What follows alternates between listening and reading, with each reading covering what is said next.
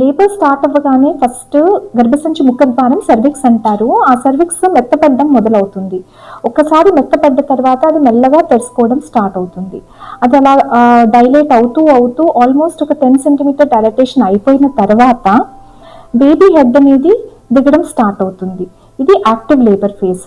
జనరల్గా ఈ బేబీని బయటికి పుష్ చేయాలి అంటే మెటర్నల్ యూట్రస్ అనేది అంటే గర్భసంచి అనేది బాగా కాంట్రాక్ట్ అవుతూ బేబీని బయటికి పుష్ చేస్తా ఉన్న కొద్దీ అది బర్త్ కెనాల్ నుండి మెల్లగా దారిని ట్రేస్ చేస్తూ బయటకు వస్తూ ఉంటుంది. ఇది second stage of labour.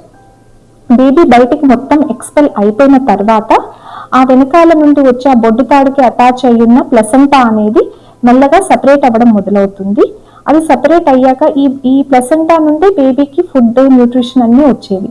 So ఆ ప్లసెంటా కూడా మెల్లగా బేబీతో పాటు బయటకు వచ్చేస్తూ ఉంటుంది. దీంతో లేబర్ స్టేజ్ అనేది కంప్లీట్ అవుతుంది. యూట్రస్ అనేది కంప్లీట్ గా ఎంటీ అయిపోతుంది.